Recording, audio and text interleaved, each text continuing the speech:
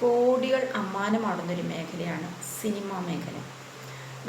എൻ്റെയൊക്കെ ഒരു ധാരണ, എന്നെപ്പോലുള്ള കുറച്ചാളുകളുടെ ധാരണ, അവിടെയൊക്കെ നടക്കാത്തതൊന്നുമില്ല എന്നുള്ളതാണ്. എല്ലാവിധ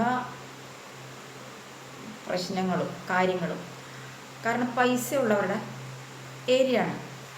അതിൻ്റെ ഉള്ളിൽ നടക്കാത്ത സംഭവങ്ങളൊന്നുമില്ല എന്നുള്ളതാണ് ഞാനടക്കം കുറച്ചൊക്കെ ആളുകളുടെ ധാരണ. ഇപ്പോൾ അത് തന്നെയല്ല, ഇടയ്ക്കിടയ്ക്ക് എന്തെങ്കിലും ഒരു പ്രശ്നങ്ങൾ ഇങ്ങനെ പൊട്ടിമുളച്ച് വന്നുകൊണ്ടിരിക്കും.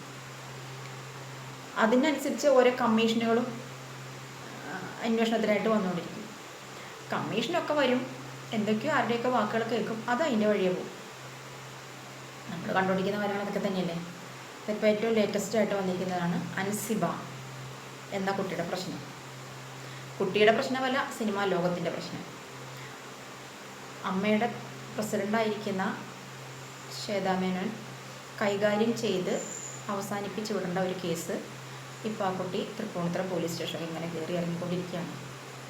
കുറച്ച് പേരുണ്ടെന്നേ, നാക്കിന് എല്ലും വെല്ലും ബാലൻസും ഒന്നുമില്ലാതെ ഇങ്ങനെ ചെറുപറാന്നിങ്ങനെ കാര്യങ്ങൾ പറഞ്ഞ് പറയുന്ന കാര്യങ്ങളെങ്ങനെ മറ്റൊരാളെ മാക്സിമം പറയാൻ പറ്റാത്ത വാക്കുകൾ വരെ ഉപയോഗിച്ച് പറയുക എന്നുള്ള ഒരു നിലപാടൊക്കെ ഉണ്ട്. അങ്ങനെ അത് എല്ലായിടത്തും ഉണ്ട് കേട്ടോ. ആ ഫീൽഡിൽ മാത്രമല്ല, എല്ലായിടത്തും ഉണ്ട്. പിന്നെ ആ ഫീൽഡിലും ഉണ്ട് അതുപോലെയുള്ള കുറേ കുലസ്ത്രീകൾ, അങ്ങനെ വേണം പറയാനായിട്ട്. അപ്പം നമ്മുടെയൊക്കെ ഈ ധാരണയെ മാറ്റിമറിച്ചുകൊണ്ടാണ് അൻസിബ എന്ന് പറയുന്ന ആ കുട്ടിയുടെ വാർത്തകൾ, ആ കുട്ടി പറയുന്ന കുറേ കാര്യങ്ങൾ. അപ്പോഴാണ് നമുക്ക് മനസ്സിലാവുക, നല്ല ആളുകളും ഉണ്ട് ഈ മേഖലയിൽ എന്നുള്ളത്.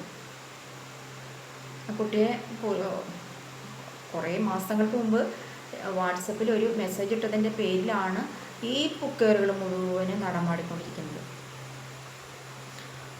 ഗാർഹിക പീഡനം ഞാൻ അനുഭവിക്കുകയാണ്, ആ ഒരു മെസ്സേജ് കൊണ്ടേ ഭർത്താവ് ഉപദ്രവിച്ചുകൊണ്ടിരിക്കുകയാണ്. അല്ലെങ്കിൽ എല്ലാവരും നല്ല പതിവ്രതാ രത്നങ്ങളാണല്ലോ. ഒരു മെസ്സേജ് ചെന്നപ്പോഴത്തേക്കും, അൻസിബയുടെ ഫോണിൽ നിന്നും ഒരു മെസ്സേജ് വാട്സപ്പിൽ ചെന്നപ്പോഴത്തേക്കും അവിടെ ഗാർഹിക പീഡനം ആരംഭിച്ചു തുടങ്ങി. പിന്നെ അത് പോലീസ് കേസായി. തൃപ്പൂണിത്തുറ പോലീസ് സ്റ്റേഷനിൽ അൻസിബ ചെല്ലുകയും അൻസിബനെ വിളിച്ചു വരുത്തി ഒരു 3 മണിക്കൂർ സമയം അവിടെ അൻസിബയെ ചോദ്യം ചെയ്യുകയും, അതായത് മാറി ഈ കാര്യങ്ങൾ തന്നെ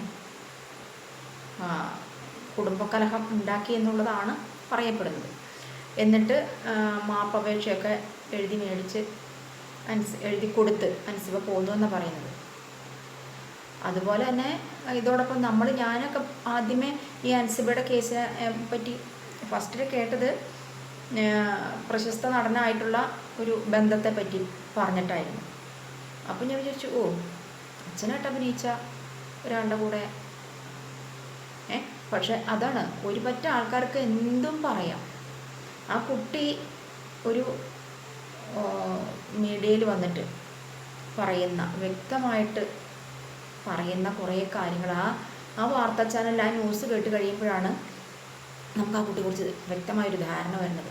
ഇങ്ങനെയും ബോൾഡായിട്ടുള്ള കുട്ടികൾ ഏത് മേഖലയിലും ഉണ്ടല്ലോ എന്നുള്ളത്. ഒരാളെക്കുറിച്ച് പറയുന്നതിനൊക്കെ കുറച്ചൊരു ഈ പ്രായത്തിൽ മുതിർന്ന സ്ത്രീകൾ താഴേക്കിടയുള്ള കുട്ടികൾക്ക് ഒരു കെയറിങ് കൊടുക്കുന്നതിന് പകരം പിച്ച് ചീന്താൻ ഇട്ട് കൊടുക്കുന്നതിന് യാതൊരു മടിയുമില്ല എന്ന് നമുക്ക് ഈ ഒരു ന്യൂസിൽ നിന്ന് മനസ്സിലാവും. ആ കുട്ടി എപ്പോഴും നല്ല ഉറച്ചു നിൽക്കുന്നുണ്ട് നിലപാടിൽ, അങ്ങോട്ടും ഇങ്ങോട്ടും വ്യതിചലിക്കാണ്ട് ഉറച്ചു നിൽക്കുന്ന ഒരു പെൺകുട്ടി അൻസിബ. ആ ന്യൂസ്, ആ കുട്ടിയുടെ വാക്കുകൾ കേട്ടാൽ നമുക്കത് ഒരുപാട് വ്യക്തമായിട്ട് മനസ്സിലാവും. അങ്ങനെ വേണം പെൺകുട്ടികൾ. കപടത നിറഞ്ഞ, അതാണ് ഞാൻ ആദ്യം പറഞ്ഞത്. നമ്മൾക്ക് അങ്ങനെയായിരുന്നു നമ്മുടെ ഒരു വിശ്വാസം. ആ ഫീൽഡിലേക്ക് എത്തിപ്പെടുന്ന എല്ലാവരും ഇങ്ങനെയുള്ളവരാണ്, ദൂഷിച്ചവരാണ്, അല്ലെങ്കിൽ പണത്തിൻ്റെ മേളിൽ പരുന്തും പറക്കില്ല എന്ന് പറഞ്ഞ പോലെ അവർക്ക് ചെയ്യാൻ പറ്റാത്ത കാര്യങ്ങളൊന്നുമില്ല എന്നുള്ളതായിരുന്നു. അപ്പോൾ എല്ലാവരും അങ്ങനെയായിരുന്നു നമ്മളങ്ങോട്ട് അടച്ച് പറയുന്ന ഒരു, അല്ലെങ്കിൽ മനസ്സിലാക്കിയിരുന്ന ഒരു കാലമായിരുന്നു ഇതിനു മുമ്പുള്ളത്. പക്ഷേ ഈ കുട്ടിയുടെ വാക്കുകളിൽ നിന്നാണ് എനിക്കൊരു അറിവ് ഉണ്ടായത് കേട്ടോ. ഇങ്ങനെയുമുള്ള ആളുകൾ ആ ഫീൽഡിലുണ്ട് എന്നുള്ളത്. പക്ഷെ അങ്ങനെയുള്ളവരെന്നും ഒറ്റപ്പെടും എന്നുള്ളതാണ് ഒരു സത്യം. അവർ ആ കൂട്ടായ്മയിൽ മറ്റുള്ളവർ കൂട്ടിച്ചേർക്കില്ല, എങ്ങനെയെങ്കിലും തഴഞ്ഞ് പുറത്താക്കാൻ നോക്കും, അല്ലെങ്കിൽ പിന്നെ അവരുടെ കൂട്ടത്തിലേക്ക് ചേരണം. അത് എസ് പറയേണ്ടടുത്ത് അതാണ്, എസ് പറയേണ്ടടുത്ത് എസ്സും നോ പറയേണ്ടടുത്ത് നോയും പറയാനുള്ളൊരു കപ്പാസിറ്റി ഇന്നത്തെ പെൺകുട്ടികൾക്ക് ഉണ്ടാവണം. അതാണ് ഇവിടെ നമ്മൾ അൻസിബയിൽ കാണുന്നത്. അതുകൊണ്ട് ആ കുട്ടിയുടെ ആ സ്വഭാവ രീതിയിൽ ഒരുപാട് സന്തോഷം, ഒരുപാട് അഭിമാനം. ഇങ്ങനെ വേണം പെൺകുട്ടികൾ.